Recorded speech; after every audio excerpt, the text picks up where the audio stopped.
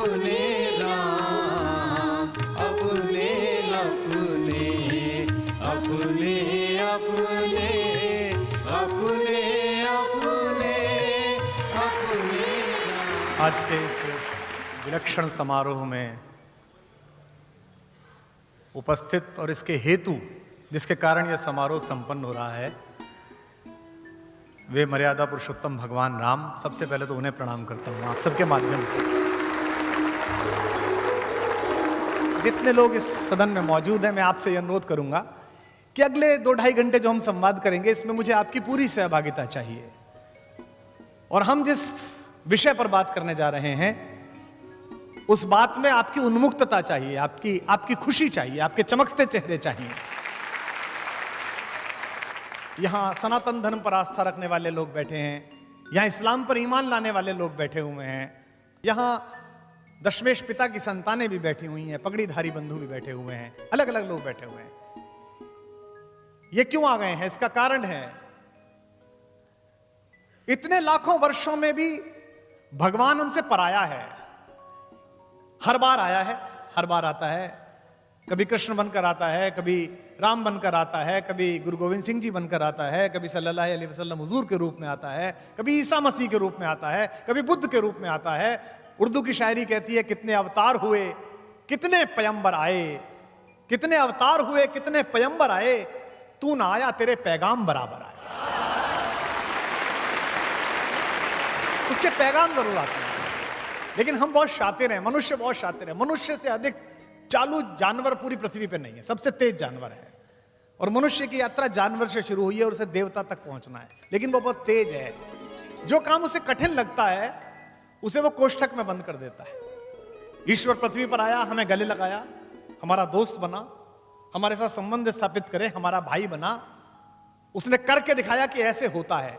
हमको लगा ये तो बहुत मुश्किल है, बाप की माननी तो बहुत मुश्किल है, घर छोड़ के निकलना तो बहुत मुश्किल है। तो हमने कहा एक काम करते हैं, मुश्किल आसान करते हैं, ये ईश्वर है, इसे मंदिर में बंद कर देते हैं और फिर कहेंगे यार ये तो ईश्वर है, ये कर सकता है, हम तो आदमी हैं। हमने चालूपने से काम लिया। महात्मा गांधी के मार्ग पर चलना कठिन था, इसलिए हमने हर शहर में महात्मा गांधी मार्ग बना दिया।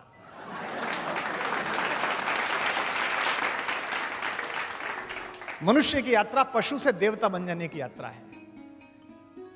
आज की तिथि में इस कार्यक्रम को संबोधित करते हुए जो आप कुछ हजार लोग सुन रहे हैं, मैं ये मानता हूं कि इसमें कुछ ना कुछ ईश्वरीय योग भी है। राम पर हिंदी की पहली बड़ी कविता खड़ी बोली के लिखने वाले मैथिली शरण गुप्त का आज जन्मदिन है। आज हरियाली तीज है। आज के दिन ही भगवान शंकर ने पार्वती को अपनी पत्नी के रूप में स्वीकार किया था। और आप में से बहुत सारे लोग जानते होंगे कि रामचरितमानस की जो राम कथा है, वो यहीं से प्रारंभ होती है, जिसमें शंकर पार्वती को यह बता रहे हैं कि मैं किसकी पूजा करता हूं। आज ही का दिन तय हुआ, जब ये तिथि तय हुई तब मुझे भी पता नहीं था कि हरियाली तीज होगी। आज की सभा उपनिषद है, जितनी देर हम बैठेंगे। उपनिषद कैसे है? उपनिषद शब्द की बड़ी प्यारी व्याख्या। जब हमारे ऊपर आक्रमण हुए 10वीं शताब्दी के बाद से, तो शायद कुछ लोगों को पता हो, कुछ को ना पता हो, हमारे पुस्तकालय जला दिए लोगों ने आकर। गजनी आया, गौरी आया, उसने कहा किताबें इनको जला दो, आग लगा दो, तो किताबें नष्ट होने लगी। तो हमारे गुरुओं ने एक युक्ति तैयार की। उन्होंने कहा किताबों का अगर जला रहा है तो जला दो। गुरु ने जिसको 4 साल गुरुकुल में पढ़ाया, उसमें सबसे मेधावी जो छात्र था, जिसको बुद्धि जिसकी ठीक चलती थी, जिस स्मरण अच्छा होता था, उसको कहा कि मुझे गुरुदक्षिणा दोगे बेटा? शिष्य ने कहा गुरुजी मैं तो 4 साल पढ़ा हूं, आप बताइए मुझे क्या करना है। तो उन्होंने कहा गुरुदक्षिणा में मुझे कुछ सामान मत दो, ये 4 वेद हैं, इन्हें याद कर लो बस। इनको याद कर लोगे तो मैं मान लूंगा कि गुरुदक्षिणा हो गई। और एक मुझे कसम दो कि हर साल एक वेद किसी को याद कराओगे, एक विद्यार्थी को, ये 4 वेद। जिसने 4 वेद कंठस्थ किए, उस मेहनीय मेधावी विद्यार्थी को गोत्र नाम दिया गया चतुर्वेदी, 4 वेद याद करने वाला। इसके बाद जो दूसरा था, जिसे 3 वेद याद हो सकते थे, उसे कहा गया तू त्रिवेदी। जिसे 2 वेद याद हो सकते थे, वो द्वेदी। जिसे मिश्रित ज्ञान प्राप्त हुआ, गीता भी पढ़ी, उपनिषद भी पढ़ा, शास्त्र भी पढ़ा, उसे मिश्र कहा गया। और जिसने गुरु के पास बैठकर सीखा, उसे उपाध्याय कहा गया, क्योंकि उसने उपनिषद किया। तो आज के दिन हम और आप उपनिषद कर रहे हैं, हम एक दूसरे के पास बैठे हैं और इस बात पर चर्चा कर रहे हैं। आप सोच के देखिए, आपकी कॉलोनी में जो 3 कोठी दूर रहता है, 3 फ्लैट दूर रहता है, जो आपके दोस्त रहते हैं, वो माहेश्वरी जी फोन करके कहते हैं कि यार वो गुप्ता जी मैं आपके घर आ रहा हूं जरा, मैं और मैडम आ रहे हैं। तो आप क्या करते हैं? सोफे पर जो तकिए उल्टे सीधे पड़े उन्हें थोड़ा ठीक कर देते हैं ना। लेकिन अगर दूसरे शहर से आपके बहनोई फोन करें कि भाई साहब आज शाम तो हम आपके घर आ रहे हैं, पकौड़ी बनवा लीजिए, तो आप चद्दर भी बदल देते हैं, बेड की चद्दर भी बदल दो, कमरा भी ठीक रख दो। लेकिन अगर किसी दिन आपका कोई सुपरस्टार जिसे आप पसंद करते हो, सचिन तेंदुलकर, विराट कोहली, अमिताभ बच्चन, प्रधानमंत्री, कोई भी आपसे कह दे कि मैं आपके घर आ रहा हूं, तो आप इंटीरियर वाले को बुलाते हैं, कहते हैं सारा बदल दो, आगे से भी सही कर दो, पेंट ठीक कर दो, ये भी कर दो, बड़ा अतिथि आ रहा है, ज्यादा साफ सफाई करते हैं। तो जब इन सामान्य अतिथियों के आने पर इतनी साफ सफाई है, तो इस परिसर में तो राम उतरने वाला है, इसलिए ज्यादा साफ सफाई की आवश्यकता है, ज्यादा अच्छी। जिसे कहते हैं ना भक्त हो जाना विषय का। इसके विपरीत शब्द क्या है? इसके विपरीत शब्द है विभक्त।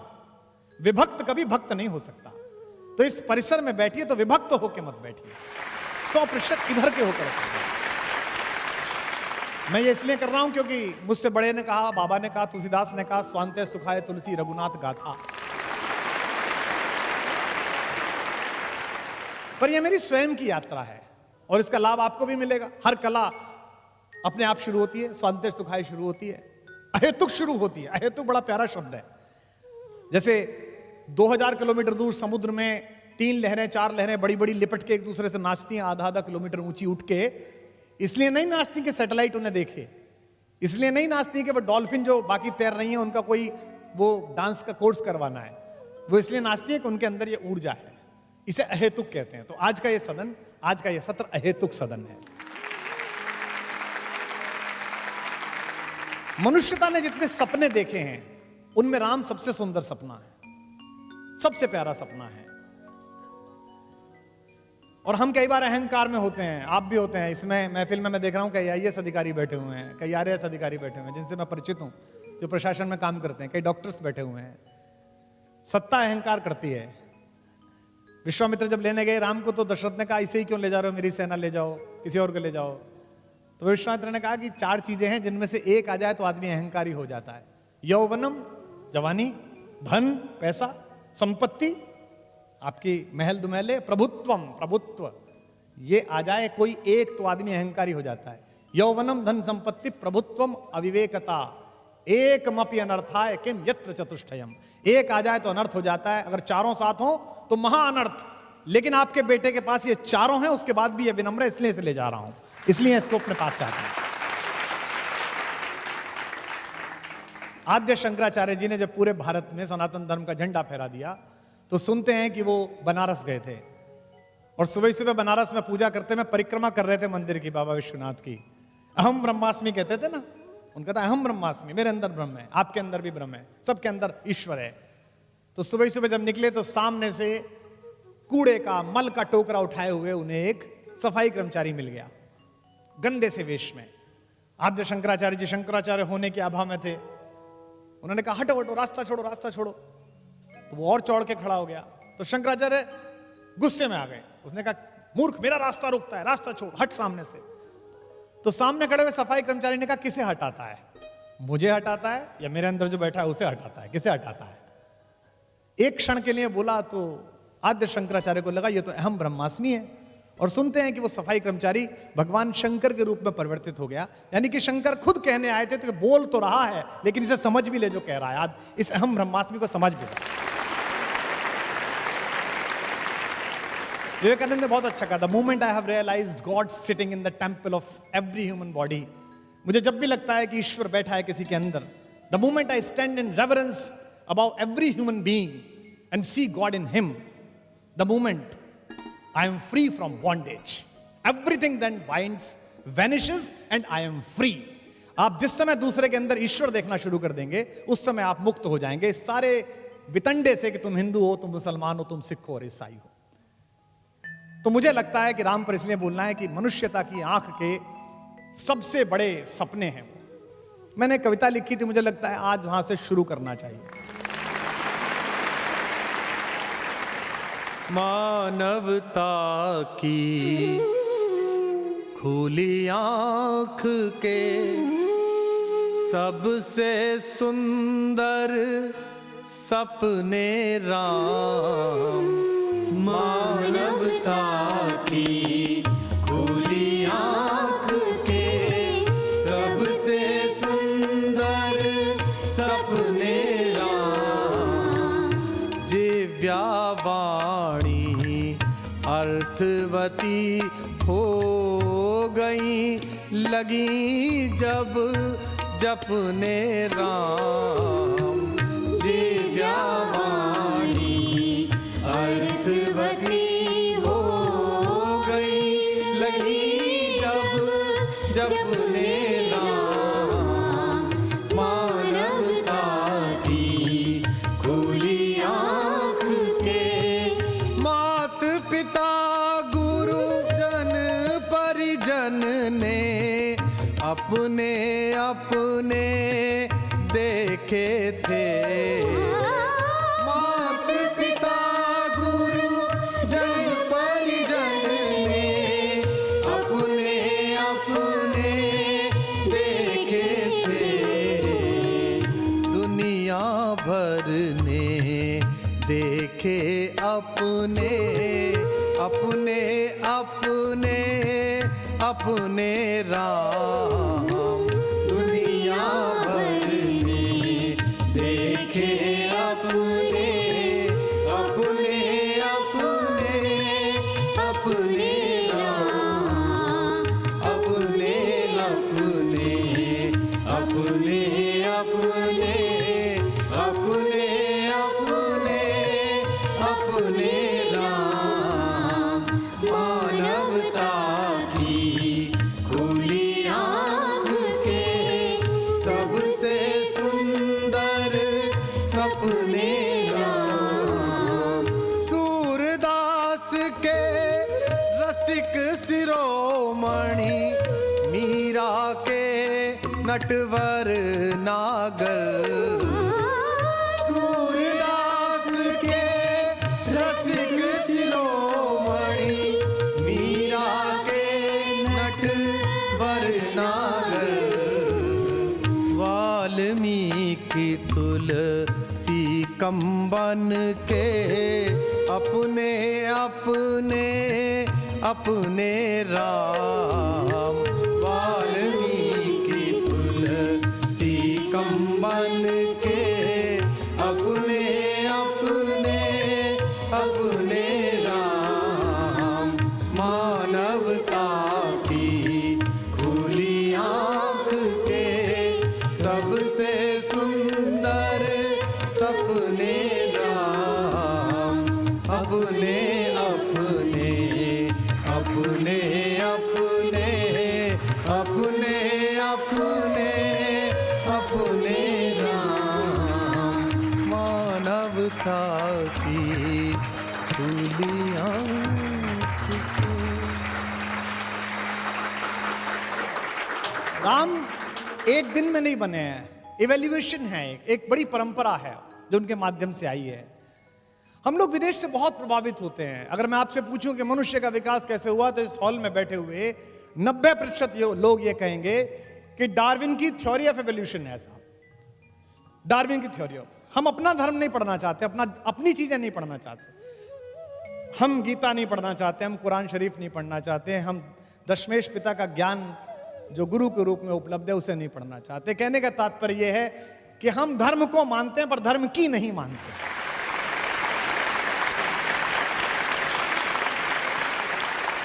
लेकिन आप ध्यान से देखें तो भारत में जो दशावतार की परंपरा है, जो हजारों वर्ष पहले, लगभग 5-6 हजार वर्ष पहले, तो इसके कार्बन डेटिंग के प्रमाण है जिसके लिखे जाने के। डार्विन तो अभी आए हैं 100-200 साल पहले।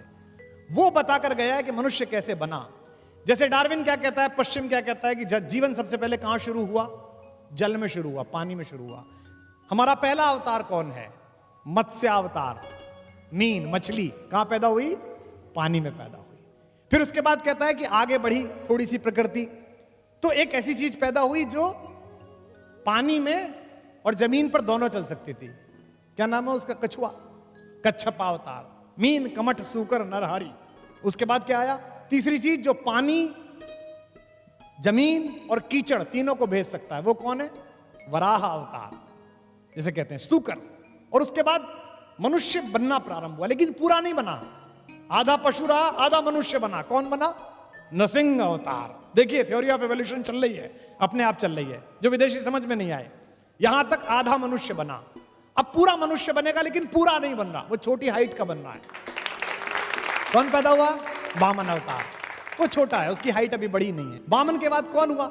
एक ऐसा पुरुष जिसे कहते हैं केव मैन, गुफा मनुष्य, जो कम कपड़े पहनता है, गुस्से में रहता है, हर समय कुलाड़ा हाथ में लिए लेता है, जिसका अपनी इंद्रियों और अपने क्रोध पे काबू नहीं है, जो अपने पिता के कहने पर मां की तरफ कुल्हाड़ा लेके चल देता है। कौन पैदा हुआ? परशुराम पैदा हुआ। देखिए, आप आगे चल रही है, जिनको समझानी पड़ी लक्ष्मण को कि ज्यादा उंगली मत दिखाओ, यहां कुम्हड़ बतिया को नहीं। परशुराम के बाद एक ऐसा मनुष्य पैदा हुआ जो है तो दीप्ति में परशुराम जैसा, लेकिन जो ज्यादा सामाजिक है, जो मर्यादा समझता है, जो इस प्रकृति में अब जो आगे चलेगा उसका नियामन करने आया है, उसकी मर्यादा स्थापित करने आया है। उसका नाम हुआ मर्यादा पुरुषोत्तम राम, जो पैदा हुआ। तो एक तरीके से डार्विन की थ्योरी के साथ साथ आगे बात चल रही है। लेकिन राम कैसे हैं? राम शांत रहते हैं, प्रिंस चार्मिंग हैं, मुस्कुरा देते हैं ज्यादा गुस्सा आते हैं, बड़े सीधे हैं, बड़े सरल हैं, सीधी बात करते हैं, विनम्र हैं। जब उनसे कहते हैं लक्ष्मण कि आप कब्जा क्यों नहीं कर लेते हो, मैं प्रतिमा नाटकम पढ़ रहा था, उसमें मैं देखा, तो उन्होंने कहा 3 तरह के पातक होते हैं। जिस पिता ने रक्त दिया है उसके खिलाफ जाऊं, ये एक पातक है। जिस मां ने मुझे सगी मां से भी ज्यादा प्यार से पाला है, उसके खिलाफ जाऊं, ये एक पातक है।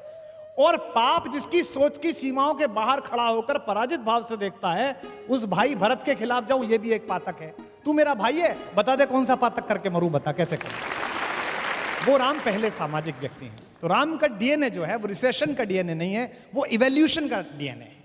इसलिए उनमें अपने घर के सारे लक्षण हैं। उनके एक पूर्वज है दिलीप, जिन्होंने गाय को बचाने के लिए अपना जीवन उत्सर्ग कर दिया।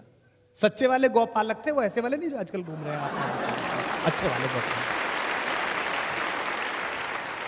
वो उसकी तरह गौ प्रेमी है, गाय को बचाने का संकल्प कहते हैं। विप्र धेनु सुरहित लीन मनुज अवतार। तुलसीदास जी ने कहा विप्र धेनु और देवताओं और संतों के हित में अवतार लिया है।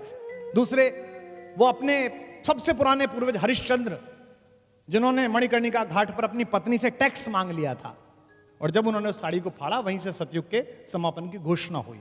उनका पूर्वज है वो, उसकी तरह है वो। अपने पिता की तरह बात पर अड़ जाने वाले हैं। अगर एक बार कोई बात कह ली है तो वो ही करना है। उनके एक और पूर्वज है भगीरथ, जिन्होंने हजारों वर्षों तपस्या की। मैं गया था हर्षिल में, बापू ने बुलाया था, मुरारी बापू ने अपनी कथा में कविता पाठ के लिए। हरिशिला वो जगह है, हर्षिल गंगोत्री के पास, जहां बीच गंगा में भगीरथी की धारा में एक बहुत बड़ी चट्टान फंसी हुई है। उसके ऊपर बैठ के हजारों साल तप किया, ऐसा सुनते हैं। तब जाकर गंगा प्रकट हुई और पृथ्वी पर आई, मोक्षदायिनी बनी। उनमें भगीरथ जैसी इच्छा भी है, इसलिए उनका वंश इक्ष्वाकु वंश कहलाता है। संस्कृत के विद्वान लोग यहां पर बैठे हैं, ईख को इक्ष्वाकु कहते हैं, इक्षु कहते हैं ना ईख को। ईख क्या है? ईख अकेली फसल है जिसका सब कुछ काम में आता है। ईख प्रतीक है इक्ष्वाकु वंश का, जिसका ना रस समाप्त होता है ना यश समाप्त होता है। ये राम के बात, वो उस खानदान में पैदा हुए। उनके बारे में कहा गया कि वो अवतार हैं। अवतार क्या है? अवतार मनुष्य की बनाई इस पृथ्वी में जो थोड़ी बहुत हमने चीजें बनाई हैं, इसमें ईश्वर के भरोसे का नाम अवतार है। इसीलिए आप जंगल में जाइए, भारत के जंगलों में जाइए, उनसे पूछिए राजा कौन है, किसकी सरकार है? राम की सरकार है। छत्तीसगढ़ में राजा राम सरकार है, ओरछा में राम सरकार है। क्योंकि राम का राज्याभिषेक नहीं हुआ, लेकिन राज्याभिषेक सिंहासन पर बैठने से कोई सिंह नहीं बनता। संस्कृत में सुभाषित है, नाभिषेको न संस्कारो सिंहस्य क्रियते वने। जंगल में शेर का कौन संस्कार करता है?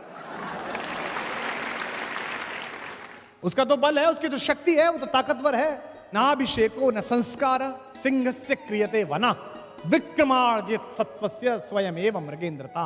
अपने विक्रम से, अपने पौरुष से अर्जित जो आपकी क्षमता है, वो आपको मृगेंद्र बनाती है। इसलिए राम का पूरा कैरेक्टर, उनका पूरा चरित्र लाइट नहीं है, साइट है।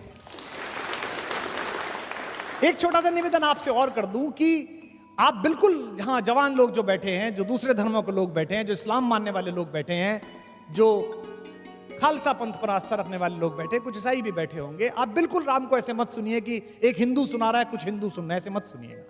क्योंकि मेरी योजना में यह भी है कि आज के बाद कुछ दिन बाद मैं कृष्ण पर भी अध्ययन करके बोलूंगा, कुछ दिन बाद मैं अध्ययन करके सल्लल्लाहु अलैहि वसल्लम हुजूर मोहम्मद साहब पर भी बोलूंगा, इस्लाम पर भी बोलूंगा, कुछ दिन दशमेश पिताजी पर बोलूंगा।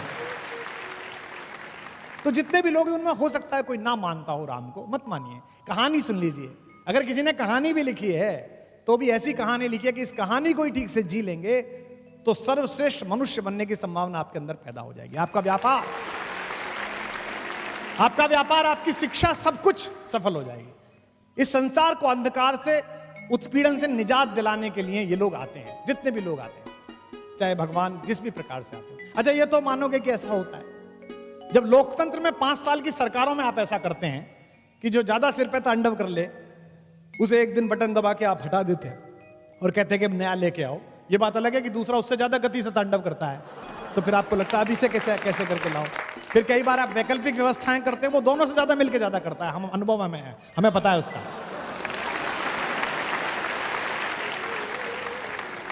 तो राम की विजय उनकी निजता का उत्सव नहीं है, राम की जीत अपनी जीत नहीं थी, इसलिए आज राम चले गए वो नहीं है, लेकिन उत्सव जारी है। आप मुझे बताइए, जो क्रिकेट खेलने वाले लोग हैं, जिस समय आप उस वर्ल्ड कप की झांकी देखते हो जिसमें कपिल देव कप को उठा रहे हैं, तो कैसा अच्छा सा लगता है।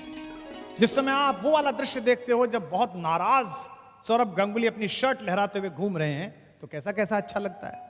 तो जब हमारे सामने अभी जो पैदा लोग हैं उनकी छोटी सी विजय हमें इतना उत्प्रेरित, इतना दीपित, इतना उत्साहित, इतना सम्मोहित कर सकती है, तो हजारों साल पहले जिसने अंधकार के खिलाफ सबसे बड़ी जीत पैदा की, अगर उसे ध्यान से जानेंगे तो कितना उत्साहित हो जाएंगे, कितने उत्प्रेरित हो जाएंगे, कितनी गति बढ़ेगी। कोई एडिसन ऐसा नहीं है जो एक बल्ब से दूसरे बल्ब को स्पर्श करा दे तो उजाला हो जाए। यह केवल मनुष्य को यह हक हासिल है कि वो ईश्वर बन के आए। इसलिए अयोध्या जाते समय और अयोध्या से लौटते समय राम ने जो सबसे महान काम किया वो एकात्मकता का काम किया। अयोध्या से लौटते समय उन्होंने हर वो काम किया जो इस देश को एक साथ जोड़ सकता है, जो इस देश को एक साथ बांध सकता है। महात्मा गांधी के पूरे संघर्ष पर राम की छाप है। उन्हें पता था कि साउथ अफ्रीका में वो जिनके खिलाफ लड़ रहे हैं सूट बूट पहन के उनके खिलाफ नहीं लड़ सकते, इसलिए सबसे पहला काम उन्होंने ये किया कि कपड़े वो उतारे और उन्होंने राम की तरह सामान्य कपड़े पहने। फिर भी उन्हें लगा कि अभी वो वेशभूषा नहीं आई जिससे राम लड़ते हैं। एक धोती ऊपर पहनी, एक नीचे पहनी और 3 साल भारत घूमा। बिहार के दूर के हिस्से में पहुंचने पर उसने देखा कि एक महिला के पास एक ही कपड़ा था, वो नहा रही थी ताकि ट्रेन चली जाए तब पानी से निकले। तो बापू पानी पीने उतरे तो उन्होंने अपनी ऊपर वाला कपड़ा भी ये कह के कस्तूरबा से कहा कि अगर इस देश में ऐसे लोग हैं जिनके पास एक भी कपड़ा नहीं है तो 2 कपड़े पहनना अपराध है।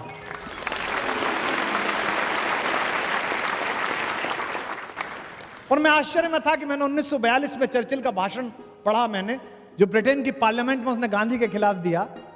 चर्चिल बोला कि वो अधनंगा फकीर, वो ये चाहता है कि वायसराय का हाथी उसे सलामी दे। और जब मैं मानस पढ़ रहा था तो मैंने देखा कि जब अंगद समझाने गया रावण को कि मूर्ख मान जा, इस स्वराज की ताकत को समझ ले, तो रावण भी यही कह रहा था, अच्छा वो अधनंगा फकीर, वो तपस्वी, वो मुझे हराएगा। यानी कि हर बार रावण इसी प्रकार बोलता है। और एक बात ध्यान रखिए, जो अपने से बाहर नहीं आएगा, घर से बाहर नहीं आएगा, परिवार से बाहर नहीं आएगा, समाज से बाहर नहीं आएगा, वो बड़ा नहीं कर सकता। जो हिजरत करेगा, जो निकलेगा, वो बड़ा करेगा। हुजूर को भी जाना पड़ा सल्लल्लाहु अलैहि वसल्लम, मोहम्मद साहब भी हिजरत करने के लिए गए। बुद्ध ने पहली बार अपने बेटे बेटियों को अनुमति दी कि तुम बाहर जाओ। सबसे पहले अशोक के दोनों बेटे संघमित्रा और महेंद्र बाहर गए। आज दुनिया में आप इंडोनेशिया जाइए, आप दुनिया में थाईलैंड जाइए, तो आपको वहां बौद्ध धर्म दिखाई देता है। क्यों? क्योंकि बुद्ध ने अनुमति दी। काश कि हमारे ऋषि मुनियों ने भी अनुमति दी होती कि हम राम की बात कहने जाएं, तो आज पूरे देश में कुछ नहीं तो 100-150 देशों में भी तो हमारा भी कब्जा होता, हमारे विचार की भी बात होती, हमारी भी बात सुनी जाए। जो घर छोड़कर जाता है उसे मिलता है, और ये सबके साथ हुआ है। हम में से कुछ का ट्रांसफर हो जाता है। मैं देख रहा हूं यहां अधिकारी बैठे हैं प्रशासन के जो नौकरी करते हैं, ट्रांसफर पे दुखी हो जाते हैं, जालौर मिल गई जी पोस्टिंग। मुख्यमंत्री से कह दो जरा आप, ये 2 मंत्री बैठे हैं, हमारे दोस्त हैं दोनों, इनके यहाँ कह दो साहब, हॉल में बैठे हुए लोगों, दशरथ का पुत्र राम अगर अयोध्या रहता तो केवल राम बन के रह जाता, जंगल जंगल जाकर लौटा तो मर्यादा पुरुषोत्तम भगवान राम था।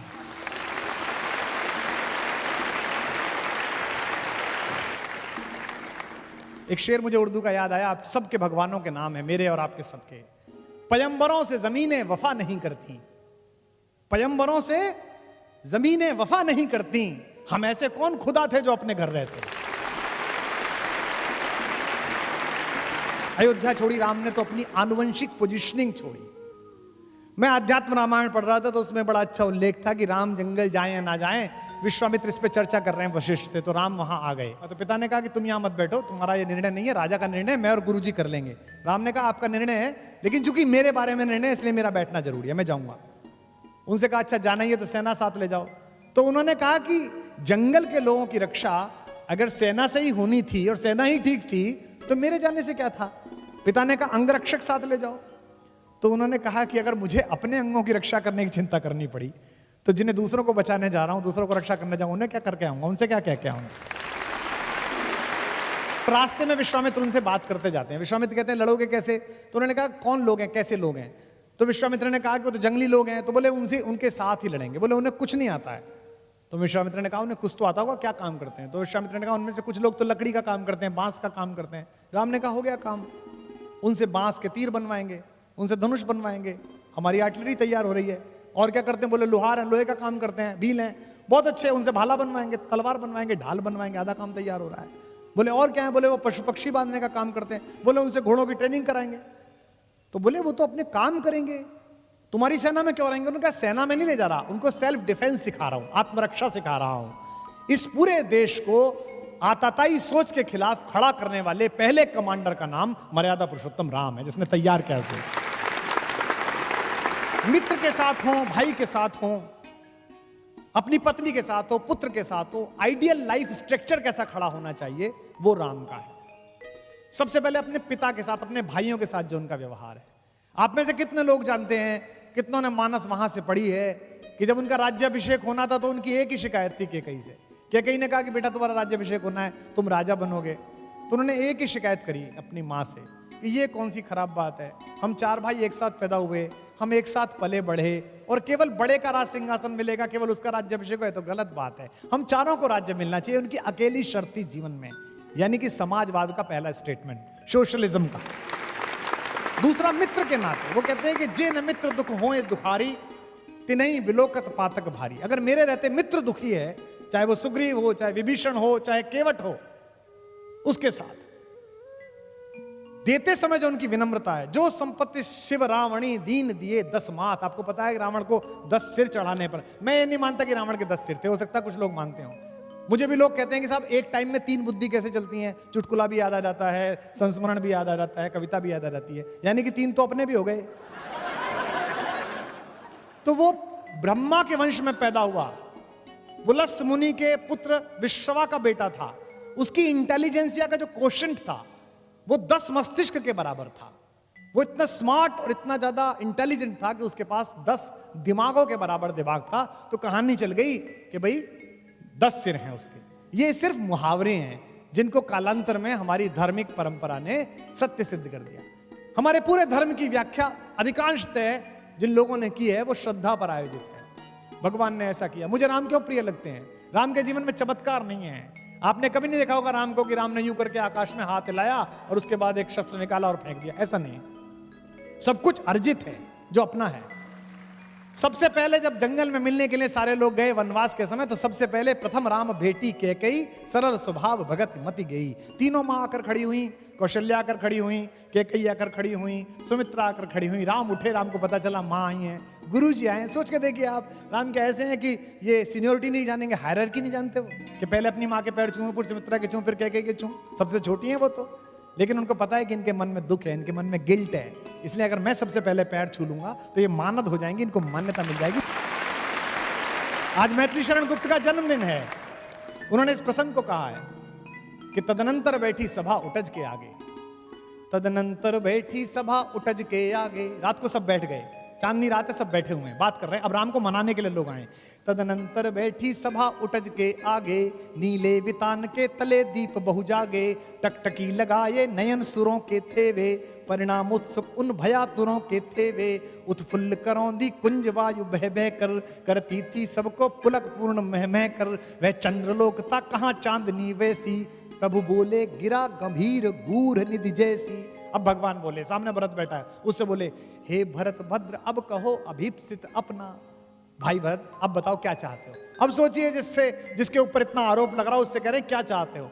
हे भरत भद्र अब कहो अभीप्सित अपना, सब सजग हो गए भंग हुआ जो सपना। भरत ने क्या कहा, हे आर्य रहा क्या भरत अभीप्सित अब भी मुझे कुछ चाहिए। मिल गया अकंटक राज्य उसे जब तब भी, पाया तुमने तरुतले अरण्य बसेरा। तुम जंगल में बैठे हो, भाभी के पैर में कांटे हैं, तुमको खाने को नहीं मिल रहा, मैं महल में बैठा हूं, इसी दिन के लिए तो आया हूं। इसीलिए राम की कथा त्याग की सबसे बड़ी कथा है। राम के नाम पर दुकान चलाने वाले लोगों को समझना चाहिए कि दुनिया में ऐसा उदाहरण कभी नहीं हुआ जहां एक सिंहासन दो भाइयों के बीच 14 साल फुटबॉल की तरह चलता रहा। परशुराम ब्राह्मण हैं, उनसे पहले आए, लेकिन कर्म क्षत्रियों जैसे हैं, जरा सी बात पे गुस्सा हो जाते हैं। राम क्षत्रिय हैं लेकिन मस्तिष्क तपस्वियों जैसा है। जब एग्जाम का रिजल्ट आता है, जब नंबर आने शुरू होते हैं बच्चों के, बच्ची का रिजल्ट आना शुरू होता है तो क्या करते हैं, बच्चे का रिजल्ट आना शुरू में समझाना सुबह कहते हैं, बहुत अच्छा बेटा तुमने यू डिड वेल, तुमने बहुत अच्छा किया, जो भी रिजल्ट आएगा इट्स ओके, डिप्रेशन में ना आ जाए हैं बच्चे को। और दुनिया का सबसे बड़ा राज सिंहासन। आज थोड़ी सी लड़ाई किस बात की है, मैंने पिछली बार खबर देखी, एक का टिकट कट गया तो आत्महत्या की कोशिश करी उसने। बताओ 5 साल को एक टुच्चा सा काम मिलेगा, बहुत छोटा सा है। मैंने 2-3 बार बांटा है तो मुझे पता है कि ले जाओ बहुत टुच्चा सा काम मिलेगा। और इतनी चिंता कि वो आत्महत्या करने को तैयार हो गया। सोचिए पूरी पृथ्वी का राजा बनना था उसको, छोटा मोटा मामला नहीं था, पूरी पृथ्वी का राजा बनना था उसको। एक पूरे भारत का नहीं, पूरी पृथ्वी का। पृथु उनके घर में ही पैदा हुए, जो देश में बड़ा है वो उनके घर में पैदा हुआ। अज रघु दिलीप पुररवा नहुष इक्ष्वाकु भरत जितने बड़े पैदा हुए सब उन्हीं के खानदान में, मानदाता सब उनके घर में पैदा हुए। लेकिन उस पृथ्वी का शासन उन्हें पाना था, वो इलेक्टेड क्राउन प्रिंस थे। और अचानक एक बंदी ने आके कहा कि युवराज आपको महाराज याद कर रहे हैं। उत्साह में भरे हुए राम लक्ष्मण दोनों पहुंचे तो देखा कमरे में अंधेरा है, पिता बैठे। उन्होंने कहा, पूछा जी पिताजी क्या बात है। पिता ने कहा कि बेटा वो कल राज्याभिषेक नहीं हो पाएगा, तुम सुबह अपनी पत्नी को लेकर 14 वर्ष के वनवास के लिए चले जाओ। राम ने कहा कि जो आ गया पिताजी। और राम ने अपनी पत्नी से कहा तैयारी करिए, सुबह वनवास पे चलना, 14 वर्ष बाद आएंगे अयोध्या। कहना आसान है, बहुत सरल है। इंटरव्यू हुआ नहीं, प्रीलिम्स पास किए, मेंस नहीं निकला है, ग्रुप डिस्कशन में रह गए। हमको भी लोग कहते थे कि तुम रह गए।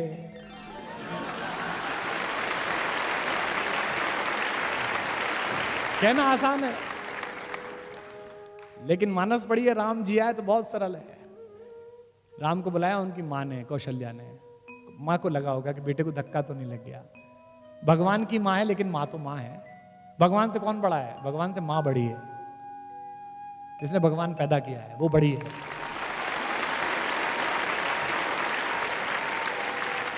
इसलिए तुलसीदास जी शुरू में प्रणाम करते हुए कहते हैं, बंदों कौशल्या दिशि प्राची। प्राची दिशा के समान जो कौशल्या, उन्हें प्रणाम कहता हूं जिनकी कोख से सूर्यवंशी राम पैदा हुआ है। माँ ने पूछा कि बेटा क्या हो गया, माँ को सब पता है। तो राम ने ये नहीं कहा कि मुझे जंगल भेज दिया, भरत को राजा बना दिया, माँ मेरा सिंहासन छीन लिया, मेरा क्राउन छीन लिया। कितनी पॉजिटिविटी है जो सीखनी है लाइफ में आज के बाद से, इस हॉल से जाते हुए। कल भी बात करेंगे इस पे। कौशल्या ने पूछा बेटा क्या हुआ, तो राम ने कहा माँ पिता दे ही मोहि कानन राजू, मुझे जंगल का राज्य दे दिया पिता ने, मैं जंगल का राजा बना। कितनी सुंदर बात है। क्या कहा उन्होंने कि पिता दे ही मोहि कानन राजू, जहां सब भांति मोर बड़ काजू। जहां मेरे सारे बड़े काम प्रतीक्षा कर रहे हैं, जो भी दुनिया में बड़ा करूंगा। और सोच के देखिए, राम जंगल नहीं जाते तो क्या होते, राम वन गए तो बन गए। राम विनम्र रहते हैं, शालीन रहते हैं, मुस्कुराते हैं वो। तो इसी आत्मविश्वास में उनकी जीत है। डिप्रेशन से बाहर लाए अंगद को। और जब अंगद गया बात करने के लिए, तो आप देखिए कम्युनिकेशन स्किल सिखाया जाता है ना आजकल। आजकल सबसे बड़ी प्रॉब्लम क्या है, बीटेक कर लो, एमटेक कर लो, लड़का जो है, लड़की जो है, वो कम्युनिकेट नहीं कर पा रहा, अपनी बात नहीं कह पा रहा। माँ से नहीं कह पा रहा, पिता से नहीं कह पा रहा, गर्लफ्रेंड से नहीं कह पा रहा, बीवी से नहीं कह पा रहा, नौकरी में नहीं कह पा रहा। ऐसी बहुत सारी घटनाएं आप देख रहे हैं जिनमें ना कह पाने के कारण वो आत्महत्या कर रहा है, डिप्रेशन में जा रहा है। अंगद को उन्होंने कम्युनिकेटर बना के भेजा। राम कितने पॉजिटिव हैं, उनसे विभीषण कहते हैं जिस दिन अगले दिन युद्ध शुरू होना है उस दिन कहते हैं कि सर थोड़ा बैठ के स्ट्रेटेजी बना लें, कौन किधर से बढ़ेगा, इतना बड़ा आदमी है, इससे लड़ना है। तो कहते हैं कि नहीं यार, वो अंगद भेजा है मैंने, दूत ना, बाली का बेटा, और मुझे उम्मीद है कि रावण मान जाएगा, सीता को वापस दे देगा, अपन क्यों लड़ाई लड़े। ये राम है। एक बात ध्यान से रखना, अभी बहुत बड़ी घटना इस समय पूरे देश में राजनीतिक हलचल चल रही है जिससे हम जुड़े हुए हैं। राम ने अपने पूरे जीवन में किसी भी राक्षस को मारते समय उससे निगोशिएट नहीं किया। छोटों से, खर से, दूषण से, ताड़का से, सुबाहु से सीधा मारा। उन्होंने एक ही आदमी से निगोशिएट किया, रावण से, क्योंकि राम जानते थे कि आतंकवाद की लड़ाई में स्लीपर सेल के साथ समझौता नहीं किया जाता, उसको तो मारा ही जाता, उसको तो खत्म ही किया जाता। और हमारी सरकारें, हमारी व्यवस्थाएं क्या कर रही हैं? स्लीपर सेल से बात कर रही हैं। तो अगर राम राज्य वालों को समझना है तो राम से ही समझें कि राम ने अपने देश में रहने वाली किसी स्लीपर सेल के साथ बात नहीं की। लंका दूसरा देश था, उससे बातचीत जरूरी थी, उससे पहले कहना जरूरी था, इसलिए उससे पहले बातचीत की, जो कि हम पाकिस्तान के मामले में लगातार करते हैं, इतने समय से बातचीत करते हैं, और उसके बाद फिर अपना काम भी दिखाते हैं। तो अंगद गया, उसका आत्मविश्वास, लीडरशिप डेवलपमेंट मैं बता रहा हूं राम का। उसने पहली जो वाक्य बोली उस पर हंसेंगे भी आप। रावण ने पूछा कि मेरा और राम की क्या लड़ाई, तू जानता मैं कौन हूं? क्या तेरा वो फकीर तपस्वी, वो मुझसे लड़ेगा, मेरा उसका क्या? तो अंगद ने कहा जी बिल्कुल ठीक कह रहे हो सर, आपका उनका कोई मुकाबला नहीं। रावण को लगा यार आदमी उसने भेजा है हमारे पक्ष में बोल रहा है, तो वो बड़ा प्रसन्न हुआ। उसने कहा बिल्कुल ठीक, मेरा उसका क्या मुकाबला। तो अंगद का कम्युनिकेशन स्टाइल देखिए जो राम ने डेवलप कराया है। तो क्या कहा कि सिंधु तरयो उनको बनरा, उनका तो बंदर, बंदर भी नहीं, बंदर में थोड़ा ग्रेस आ जाएगा, मतलब हनुमान चाचा हैं उनके अंगद के, फिर भी उनको बंदर भी नहीं कह रहे, चाचा जी भी नहीं कह रहे, क्योंकि डिप्रेशन में रावण को लाना है। तो कहते क्या, सिंधु तरयो उनको बनरा, तुझ पे धनुरेख गई न तरी। उनका तो बंदर पूरा समुद्र पार कर आया, और तुझ पे उनके छोटे भाई ने एक रेखा खींच दी थी, वो नहीं तरी गई। तेरा उनका क्या मुकाबला भाई, दोनों का आपस में।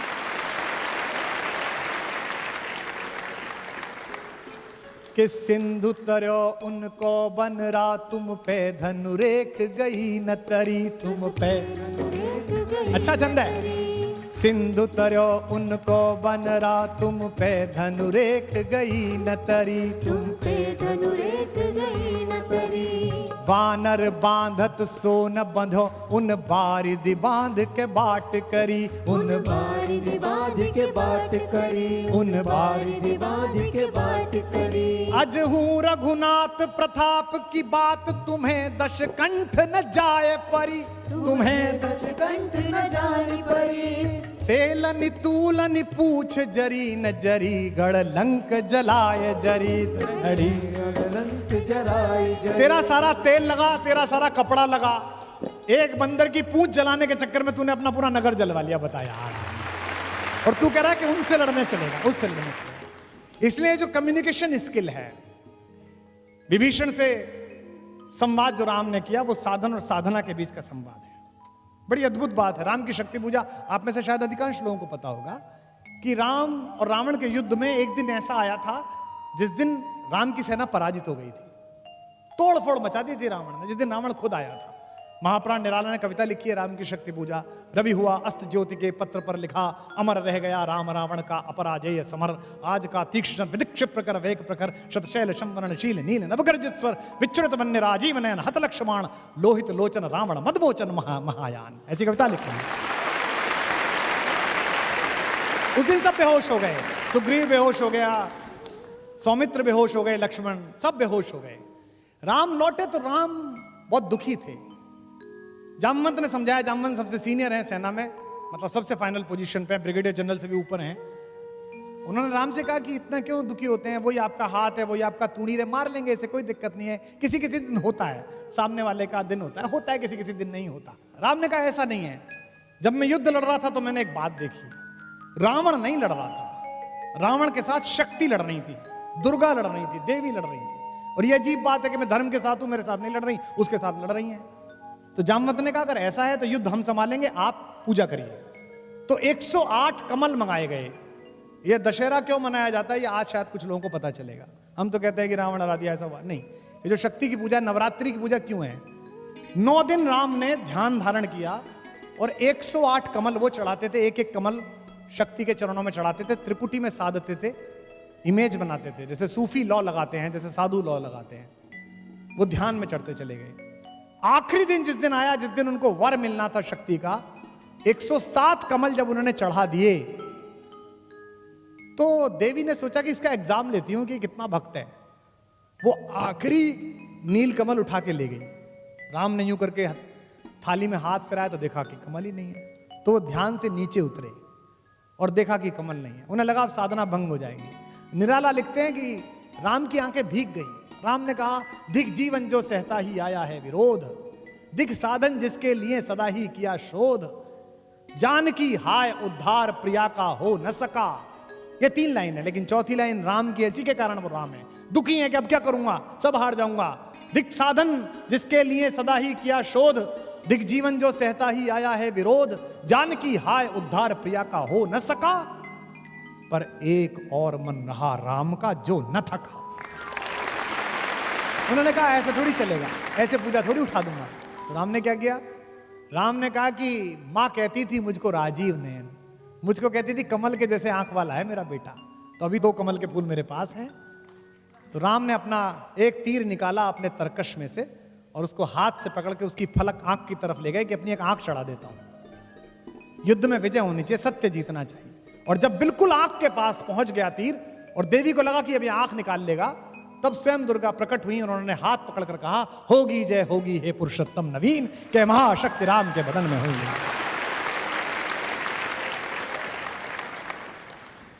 तो इसलिए जितनी भी लड़ाइयां हैं, जब भी कभी आपको कोई आदमी साधन से इकट्ठा एक सामान्य व्यक्ति को परेशान करने की कोशिश करे, उसके पास ज्यादा शक्ति हो, उसके पास ज्यादा साहस हो, तो आप ध्यान रखना कि आपके घर का एक बड़ा आदमी सिखा गया है कि साधन महत्वपूर्ण नहीं है, साधना महत्वपूर्ण है।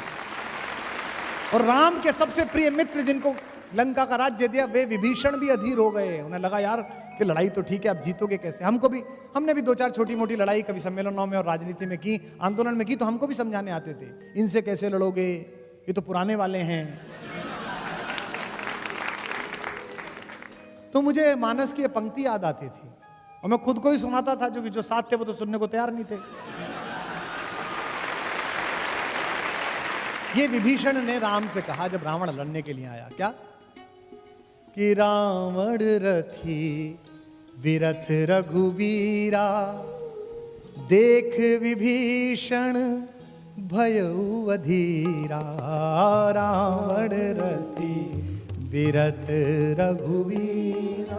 रावण तो रथ पर बैठकर आया है और वो पैदल चल रहे हैं, वो पदाती हैं। अधिक प्रीत भा मन संदेहा, ज्यादा प्रीति इसलिए मन में संदेह हुआ विभीषण के। विभीषण ने कहा कि ये तो रथ पर है और आप बिना चप्पल के, आपके पास तो चप्पल भी नहीं है, कैसे मारोगे? नाथ न रथ नहीं पद त्राना, के ही विधि जितब वीर बलवाना। इतना बड़ा वीर है, इससे कैसे जीतोगे? तो राम ने उसे जो सिखाया वो मुझे याद है, मैं आपको बता रहा हूं, आप अपने घर लेके जाइएगा। राम ने कहा कि मैं जिस लड़ाई में उतरा हूं दोस्त, उस लड़ाई में मिसाइल्स की जरूरत नहीं है।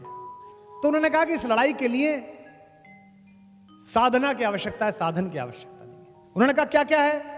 इसके पास तो बड़ा रथ है नाथ, आपके नीचे तो पदत्राण भी नहीं है, कही विधि जितब वीर बलवाना, इस बलवान से कैसे जीतेंगे? तो उन्होंने कहा कि सुनो सखा कह कृपा निधाना, ज्यों जय होई सियंदन आना। मैं तुझे बताता हूं भाई मेरे दोस्त, इस युद्ध में जीतने के लिए जो रथ चाहिए वो मेरे पास है। अब विभीषण को रथ दिख नहीं रहा, राम कह रहे रथ है।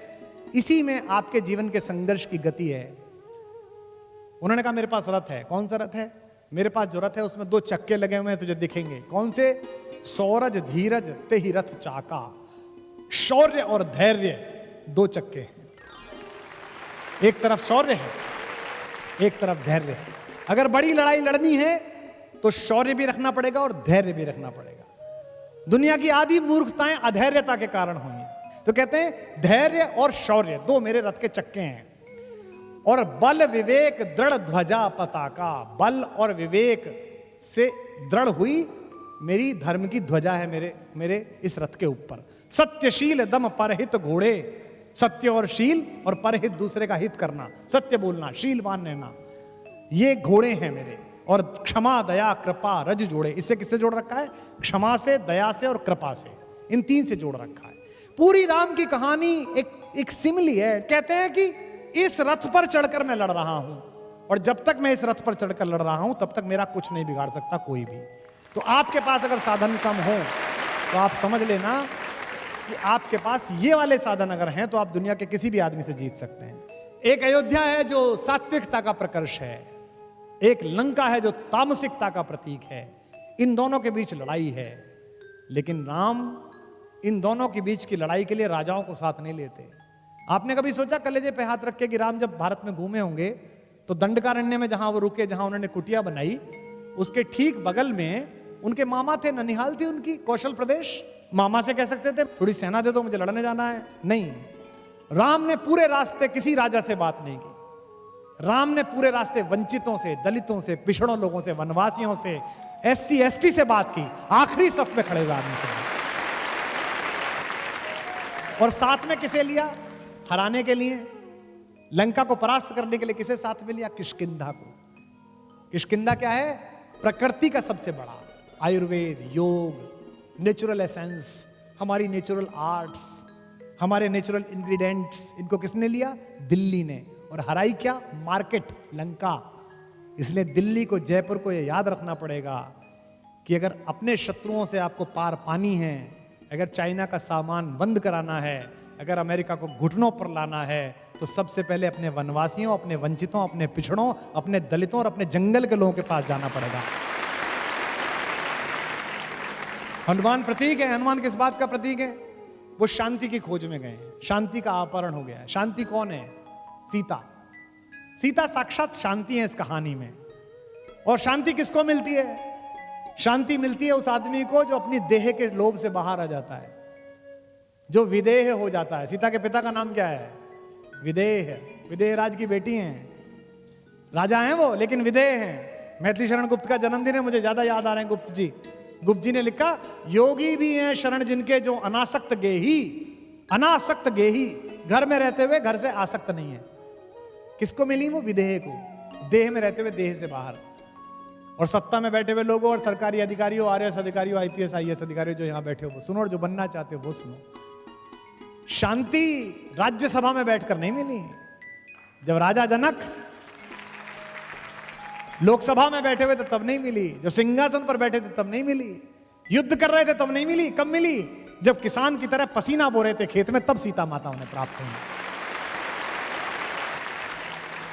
राम सूर्यवंशी हैं, जो आकाश का द्योतक है, और सीता पृथ्वी से निकली हैं। इसका मतलब क्या है? ये प्रकृति के दोनों चीजों की युति है। लक्ष्मण भाई का प्रतीक है, बचपन से जानते हैं। 12 तें निज हित प्रति जानी, लक्ष्मण राम चरित रति मानी। भरत के आने पर लक्ष्मण क्रोध करते हैं, राम समझाते हैं उनको। आप में से इतने लोग हैं, मैं इस पर कल भी बोलूंगा, सोच के बताइए राम की कहानी में कि राम के अलावा केवल एक पात्र जिसका मंदिर बना। एक एक दो दो मंदिर कहीं बन गए हो तो बन गए हो। राम की कहानी में राम के अलावा किसी का मंदिर नहीं बना।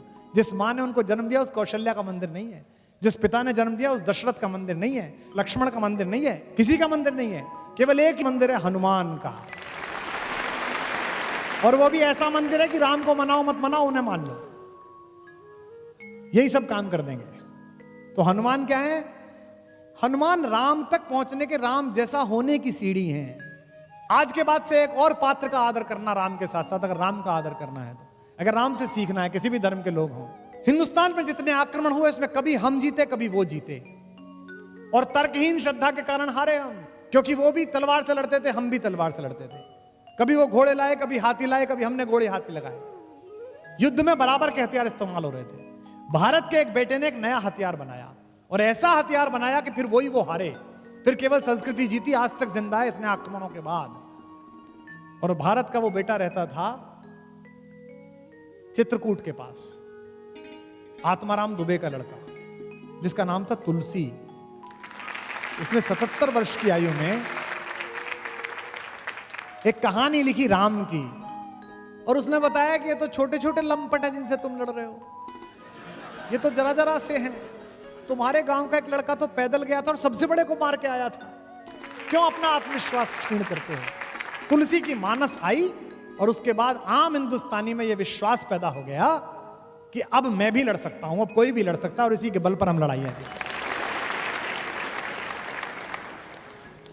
शक्ति विनम्रता भी पैदा करती है और अहंकार भी पैदा करती है। इसीलिए यक्ष ने युधिष्ठिर से पूछा कि भगवान का भोजन क्या है। युधिष्ठिर ने बताया कि भगवान अहंकार खाता है। रावण को अहंकार है, ना सत्य मानता है ना तथ्य मानता है। तथ्य क्या है? तथ्य है कि भी हार चुका है तू।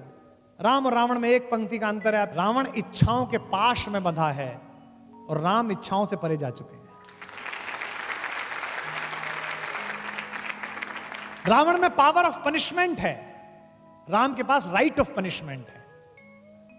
रावण का अपयश बहुत है, जबकि वो खानदान में बड़े में पैदा हुआ है।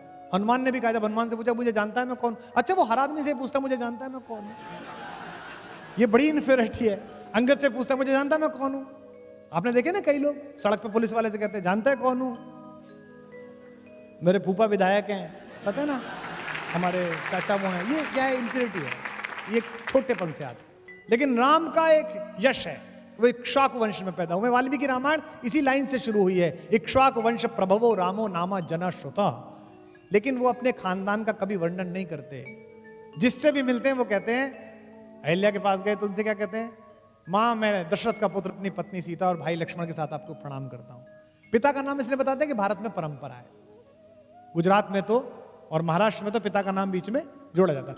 लेकिन वो अपने अहंकार में, इसलिए रावण की शक्ति भय देती है और राम की शक्ति निर्भय देती है। रावण अहंकार में अपमान करता है और राम छोटे आदमी को भी उठा लेता है। रावण सैडिस्ट है, बहुत सारे लोग सैडिस्ट होते हैं। इस देश में बहुत सारे लोग इस बात से दुखी हैं कि उनका पड़ोसी सुखी है, अपने सुख से कोई प्रसन्न नहीं है। रावण की यही समस्या है, वो सैडिस्ट है। हनुमान की पूंछ काटता है, कहता है कि सबसे पहले सुनी विहस बोला दस्कंदर, अंग भंग कर पठियो बंदर, इस बंदर की पूंछ काट के भेजो। वो भी कलाकार आदमी थे, उन्होंने कहा काम शुरू करो, चलो देखते हैं। पूरा तेल वेल डला, सब कुछ डला। मैनेजमेंट के उदाहरण है वो, मिनिमम इनपुट मैक्सिमम आउटपुट। कपड़ा रावण का, तेल रावण का, जली रावण की। पूरी लंका जलाई, केवल एक घर नहीं जलाया। किसका? विभीषण का। क्यों? उनके ऐसे तेल ही नहीं आया था। सबने तेल भेजा, उन्होंने नहीं भेजा। बोले इनका इन्वेस्टमेंट ही नहीं है कंपनी में, देने क्यों डुबोना। बात खत्म। लेकिन राम जटायु के घाव साफ करते हैं। आप में से कुछ लोगों को पता होगा कि राम ने अपने हाथों से उनका अंतिम संस्कार किया और कहा कि मैं दुर्भाग्यशाली हूं कि मुझे अपने पिता का अंतिम संस्कार करने का अवसर नहीं मिला। हे संत, हे जटायु, हे गिद्धराज, आज आप मुझे अपना अंतिम संस्कार करने का अवसर देकर मेरे पुत्र होने को पूरा कर रहे हैं, ये कहा। शत्रुघ्न बंधन मुक्त हैं, उनके पास बंधन नहीं है। एक कैरेक्टर और राम कहानी में जिसका जिक्र ही नहीं होता, शत्रुघ्न। सब अपने अपने काम में चले गए, वो वही है। आज मैथिली शरण गुप्त का जन्मदिन है, मैं कई बार उन्हें याद कर चुका। मैथिली शरण गुप्त के यहाँ मांडवी, भरत की पत्नी मांडवी कहती है, कोई तपस्वी, कोई त्यागी, कोई यहाँ बैरागी है।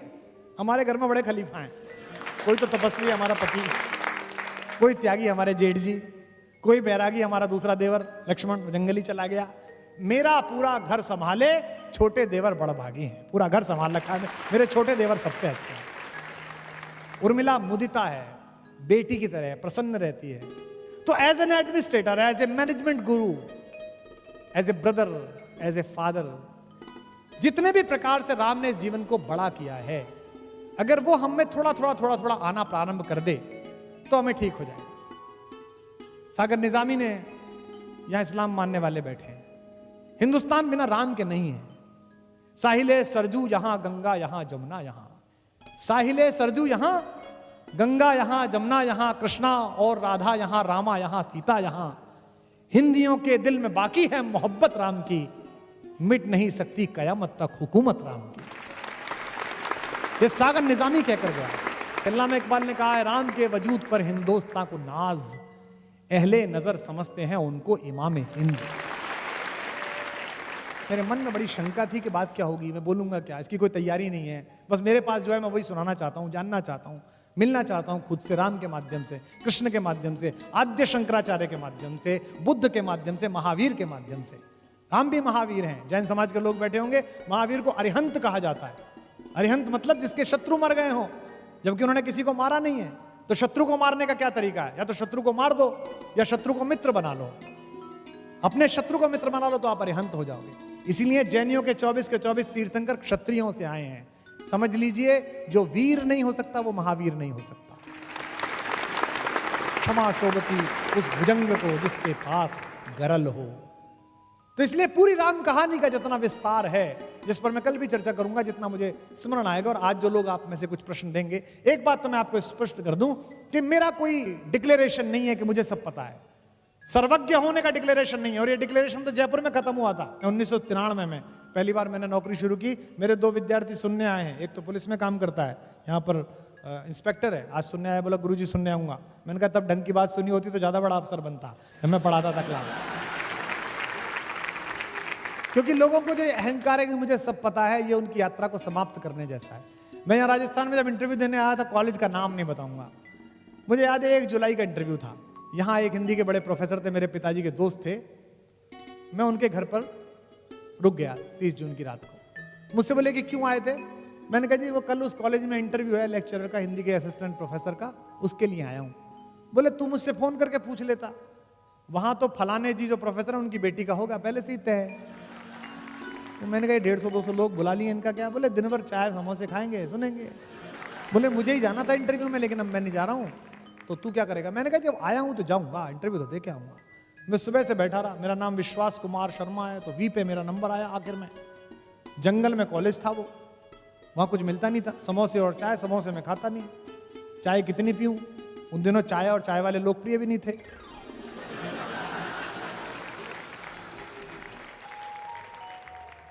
शाम तक ऊर्जा का दम निकल गया। तो राजस्थान विश्वविद्यालय की एक प्राध्यापिका थी हिंदी की, वो बैठी थी इंटरव्यू लेने के लिए। खाना पूरी हो रही थी। अब बताइए आप, एक लड़का आया बेचारा, through out first class, university topper, net clear कर रखा है, आया है। तो मैं आया, उन्होंने पहला सवाल, मेरे जीवन के साक्षात्कार का पहला सवाल। इसके बाद तो मैंने गूगल हेडक्वार्टर्स में इंटरव्यू दिए, बीबीसी में इंटरव्यू दिए, CNN में इंटरव्यू दिए, दुनिया में सबको इंटरव्यूज दिए, लेकिन वो पहला इंटरव्यू था मेरे जीवन का। उसने मुझसे पहला सवाल पूछा, कहाँ से आए हो? तो मैंने कहा कि मैडम मेरठ विश्वविद्यालय से आया हूं। तो मुझसे पहला सवाल विश्वविद्यालय में, कितने में मिलती है वहां PhD? और मैं प्रारंभ से ही अभद्र था, तो मैंने कहा आपने जितने में ली उससे सस्ती दिला देंगे।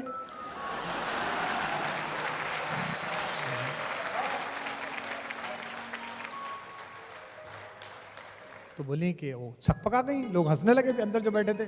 बोली आप तो साक्षात्कार देने के मूड में नहीं लग रहे। मैंने कहा जी मैं तो कल रात से मूड में हूं। तो बोली अच्छा क्या पूछे आपसे? मैंने कहा कुछ भी पूछिए।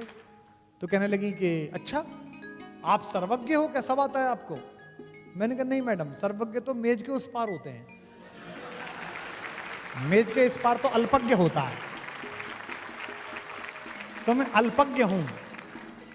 तो मुझसे बोली कि आप ज्यादा विराट प्रतिभाशाली लग रहे हो, इतना छोटा कैंपस आपकी प्रतिभा संभाल नहीं पाएगा। तो मैंने कहा जी जो आप कह रही हैं अंदर से मेरे भी यही आवाज आ रही है। और ये कह के प्रणाम करके मैं निकल लिया। मुझे लगता है कि अगर उस दिन उन्होंने मुझसे ठीक से व्यवहार कर लिया होता तो मेरी जिंदगी ठीक ना होती। जो अपने से बाहर आया उसको सारा संसार मिला।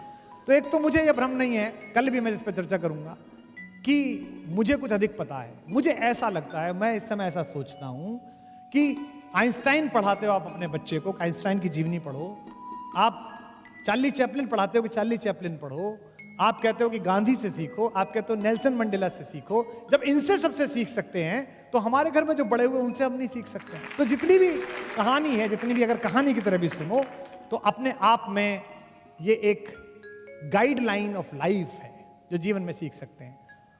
अभी जो धर्म की जितनी भी व्याख्या हैं, वो सारे व्याख्याकार राम को उस तरह से बताने की कोशिश अधिकतम लोग कर रहे हैं जैसा राम ग्रंथों में है। मैं कहता हूं आज इस सभागार से हम सब अपना अपना राम लेके जाएं। और महिलाएं बैठी हैं यहां पर, महिला सशक्तिकरण का सबसे बड़ा एपिटॉम है राम। वाल्मीकि रामायण में पढ़िए, जब अहिल्या के पास गए तो पूछा कि ये किसका आश्रम है, इतना उजड़ा हुआ सा, इतना सुंदर है लेकिन उजड़ा हुआ क्यों है? तो किसी ने कहा कि गौतम की पत्नी है, इनके ऊपर अपयश का दाग लग गया है, बोलती नहीं है, बात नहीं करती है किसी से। ये कैसी स्त्री है जिसके खिलाफ एक अफवाह फैला दी गई है, गंदगी फैला दी गई है। वाल्मीकि रामायण में आप देखिएगा तो राम जाते हैं और पैर छूकर कहते हैं कि मां मैं दशरथ का पुत्र राम अपनी पत्नी सीता और भाई के सहित आपको प्रणाम करता हूं, चरण स्पर्श करता हूं।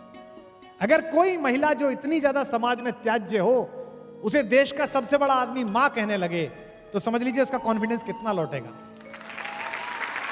इसीलिए जो पत्थर जैसी बन गई थी वाल्मीकि रामायण में, शिला नहीं है अहिल्या, शिलावत हैं, पत्थर की तरह हैं। राम ने आदर का चरण छुआ तो उनके अंदर जिंदगी लौट आई। तो जितने भी लोग हैं वो अपना अपना राम यहां से लेके जरूर जाएं। और आपके प्रश्न अगर मुझे मिलेंगे तो मैं भी समृद्ध होऊंगा। आपके प्रश्न अगर मुझे जानकारी मिलेगी तो मैं भी समृद्ध होऊंगा। ये जो कुछ भी चल रहा है, जो पिछले 30 वर्षों में किया है, कवि सम्मेलन के नाम पर, कविता के नाम पर, इसने लोकप्रियता दी है, इसने प्रतिष्ठा दी है, लेकिन आज जो मैंने आपके साथ दिया, इसने मुझे आत्मिक शांति दी है, अंदर से खुशी दी है कि मानवता की खुली आंख के सबसे सुंदर सपने राम, गाइए, की खुली आंख के सबसे सुंदर सपने राम, मानवता की खुली आंख के सबसे सुंदर सपने राम, जिव्यावाणी अर्थवती हो गई लगी जब जपने राम, जिव्यावाणी अर्थवती हो गई लगी जब जपने राम, मात पिता गुरु जन परिजन ने अपने अपने देखे थे, मात पिता, गाइए, जन ने अपने अपने देखे थे, दुनिया भर ने देखे अपने अपने अपने अपने राम, दुनिया भर ने देखे अपने अपने अपने अपने राम, अपने अपने अपने राम, अपने